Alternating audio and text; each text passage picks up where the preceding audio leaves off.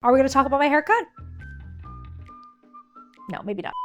Welcome back to my channel, and if you have been a subscriber with me for a while, I've missed you. It's the end of summer, it's autumn now, and summer was crazy. But that's not what you're here to talk about. We are here to talk about palettes. You've got your paints, you've got your palette, you're ready to go, but hold up, stop, do not pass go. Do not collect $200. Today I want to talk to you about the first step that often gets missed when you're setting up your palette for the first time. You may think, hey, all I have to do is put the paints in the palette and start painting, right? Wrong. I can't tell you how many times people skip this crucial step. Now, this might sound like overkill, but setting up your palette with intention and with purpose is essential. And I'm here not only to explain everything to you in the explicit detail that only a Virgo could achieve, but also to show you exactly how to set up your watercolor palette like a pro. Excited? I know, me too. So let's go. If you don't have a palette, use whatever you have. If you have a tray or you have a ceramic plate, that will be just fine. In terms of our colors, I have a split primary palette. This is from Daniel Smith's Essentials, their beginner watercolor pack, which I think is a great value. Let's first talk about organization of the palette, because that is actually really important. You don't just put in your colors at random. There is actually a little bit of a method to structuring it so that when it comes down to mixing, you are going to be able to better mix your colors and avoid muddy mixes. And with mud, we're talking about getting into the browns and grays territory, which happens when we are mixing certain complementary colors, colors that are on the opposite side of their color wheel together. And this is something that we're going to be talking about in more detail in future videos. So the philosophy, in my opinion, in any case, with a palette like this, I like to divvy up my warm colors and my cool colors. So I will have my warm colors on one side and my cool colors on the other side. And that is so that when I'm mixing warm colors, these are all colors that are sitting right next to each other on the color wheel. So if you mix, let's say, this with this, you're gonna get a color that's still within this vibrant, saturated part of the spectrum. You're not going to start getting into muddy colors. And so the idea is keeping these what we call analogous colors, colors that are right next to each other on the wheel together, just helps you in being able to keep these colors clean as you go. Before I actually load up this palette and show you how you do that, I want to talk a little bit about plastic palettes. In general, a lot of plastic palettes, even enamel palettes, will come with a protective layer on top. And this is not something that you see, but what happens with a palette like this, I'm gonna just try to demonstrate with a little bit of paint that I have on the side, is if I add a little bit of paint to the surface, you'll see that it starts doing this, where it starts to, we call this beading up, where it starts to pull back onto itself and you don't see as much of it. So if you're mixing colors and you're like, what kind of green do I want? And then as it kind of pulls away, you have a harder and harder time seeing that green as you go. So there's a way to avoid that with these particular types of palettes, and that is to prep your palette beforehand.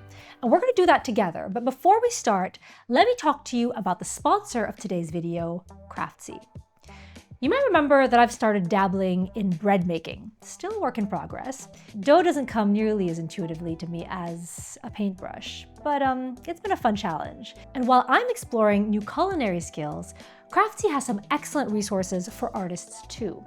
The Art of Creative Watercolor Color Schemes class by Danielle Donaldson is actually a great companion to this video because she teaches about understanding and creating your ideal color palette. It's a great way to build on what we've been discussing today, learning how to choose and arrange your colors effectively, plus creating really cute, charming references with tiny illustrations to keep your palettes organized and inspiring. Oh, and you also get to join a vibrant community of people who share your passion for learning and creating. And I think that's one of the keys to staying motivated as you learn. So right now, the first 1,000 of you to click the link in the description below can snag a full year of premium membership for just $1.49. Now, I wouldn't be surprised if you have that much in spare change just tucked away somewhere. So don't miss out, jump in and start exploring all the creative possibilities with Craftsy today. All right, let's get back to color prepping. The way that I like to do it, there's very many different ways. If you're already a painter and you have oxgall or synthetic oxgall, if you have no idea what this is, don't worry, you don't need to know about it right now.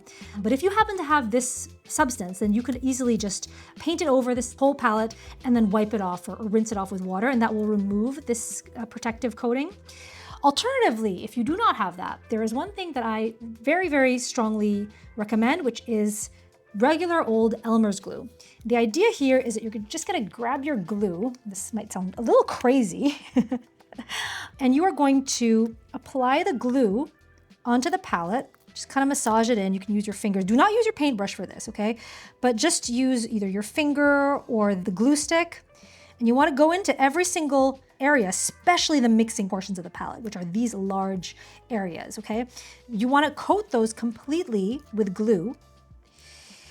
And then once that's coated, then you want to basically just rinse it off.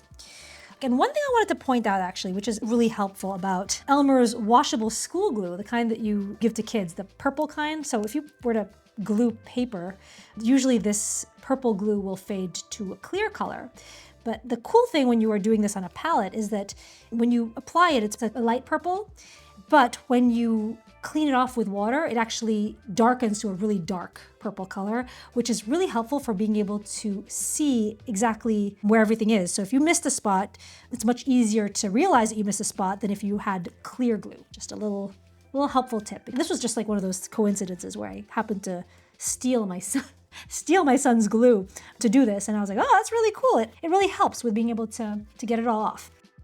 Step 2, this is Mr. Clean Magic Eraser. And what I like to do is I will, after all the glue is off, I will come in here and just scour the surface.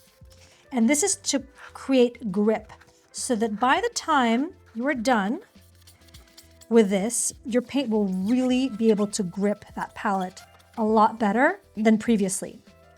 So I did that section, and let's just try that green paint again. You might have to do it several times to really see the benefits. So here we go. And as you can see, it's a lot better. It's still curling a little bit back into itself, but definitely not as dramatically as it was at the beginning, where it was just like, back into itself. As you use the palette more, this behavior will start to go away, but just doing this at the beginning will really help. Now we're gonna start applying the paint to the palette. So first thing is I'm going to apply my Hansa Yellow Light to my palette. And while some people, I'm gonna get really, really detailed here because this is what everybody wants. I mean, when I was starting out, I was like, I really wish somebody could explain to me in full detail exactly what goes on with every single aspect of this. So I'm just gonna go in there, I'm gonna tell you everything I know. And when it comes to loading your palette, here is my philosophy on it. I think that it's way better to have a very spread out surface of paint than a glob. So if you imagine the difference between like a half of a pea size that's all kind of in one spot versus buttering a piece of toast where everything is like nicely spread out, I like to have the nicely spread out one because there are two reasons. One of them is that it's going to stick a lot better to your palette, so you're much less likely to have that nugget fall out onto neighboring areas of your palette. And number two is that it is way, way healthier for your brushes to be loaded up on a smooth surface as opposed to a bumpy, pebbly kind of surface. Let me show you how I like to do it. So I will usually just drag it across like this, and with the tube, I will just try to spread it out as best as I can to get a more even distribution. And usually I'll put a very small amount. So I will put about the size of a pea on my palette. And I don't usually put very much for two reasons. One of them is that it goes a really long way, especially if you're using a tube like I am here.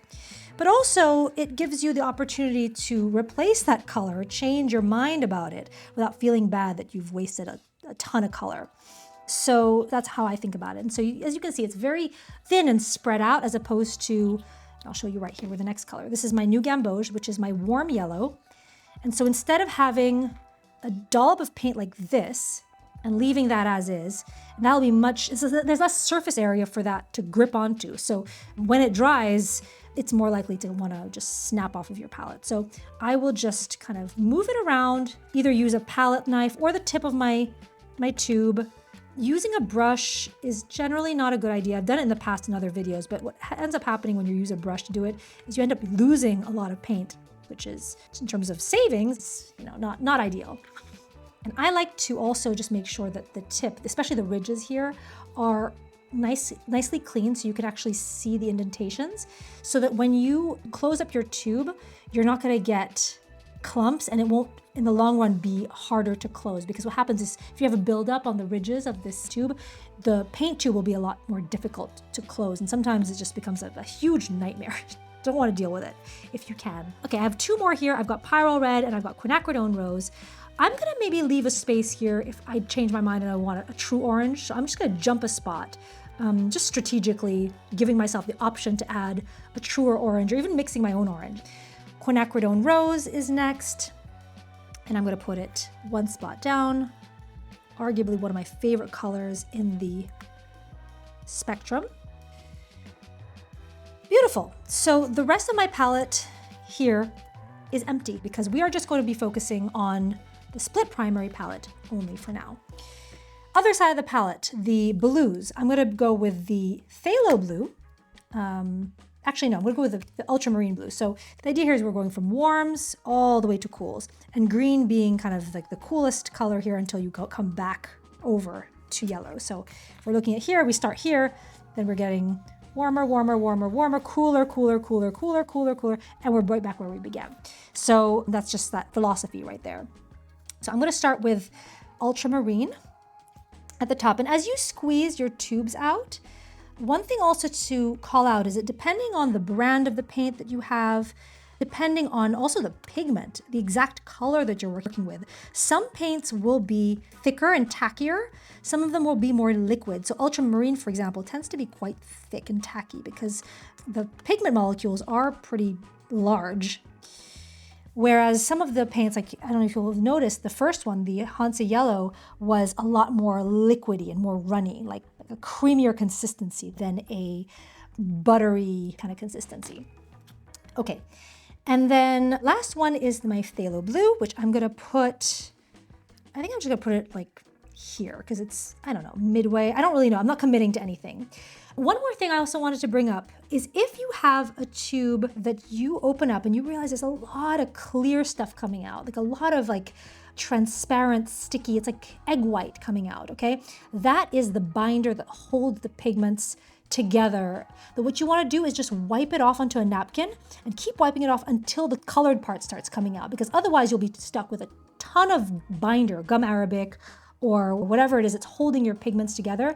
So if you have too much of the gum arabic, it's just gonna make your paints very jelly-like. So you wanna eliminate that as much as possible.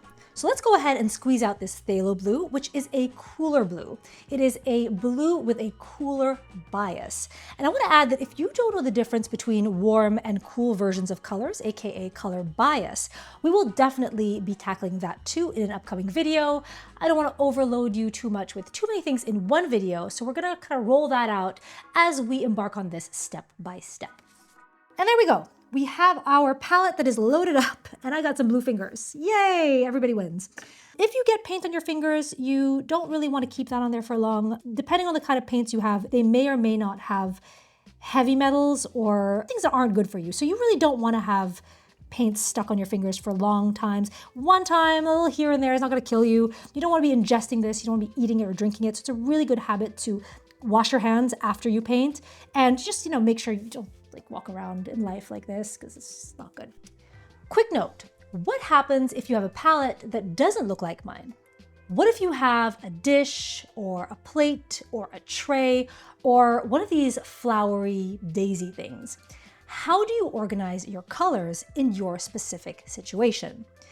So first of all, I would not recommend the ceramic daisies if you're starting out. And I would not recommend anything with a similar configuration with deeper wells that really kind of come in like a bowl. I find that those are palettes that are built for a very specific purpose that isn't always conducive to a more varied color mixing experience. The daisies and the deeper wells are really good, and honestly, they're really made for mixing larger volumes of color. So this is great if you're doing a giant sky or some huge background where you need the colors to be consistent and you are pre-mixing a larger volume of color. In all other situations, I would definitely recommend anything that is flatter in shape to something that has deeper wells and divots like you see right here. So a plate, a tray, a butcher's tray, a slab of ceramic, a tile, all those make really, really great surfaces for mixing colors.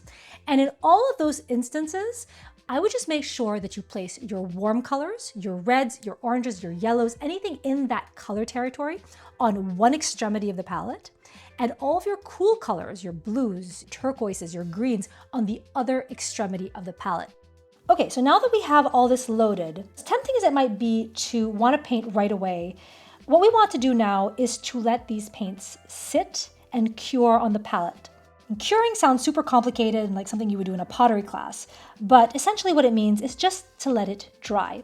Let these paints dry fully on the palette so that you can get a lot more mileage out of them. And I know it sounds completely backwards to wait for your watercolors to dry so that you can re-wet them to paint with them, but trust me, you are gonna get so much more out of them. Right now at this point in time, if you dip your brush in here, it's gonna be like it's gonna be like oil paint. It's gonna come out really, really dense and thick, and you're gonna be using way too much paint. Whereas if you let them dry and you re-wet it, then you'll be using just the right amount to paint with and not use an excessive amount, which is not good for the bank and also not good for your painting and where we're going. So again, let this cure, let this set for 24 hours. If you are in a super humid environment, then it might take a little bit longer, but for the most part, most places, 24 hours should suffice. So there you go. Hopefully that helped. And in the next videos, we will start tackling actually painting. We've done a lot of prepping. We've done a lot of like figuring out what we need. And everybody often stops right here and they just gotta go, oh, I've done so much and I'm so ready to go and I'm scared. So we are going to start painting and playing around, because that's 99% of this whole art thing, is playing around and seeing what sticks and what doesn't. So join me in the next video, next time it comes out.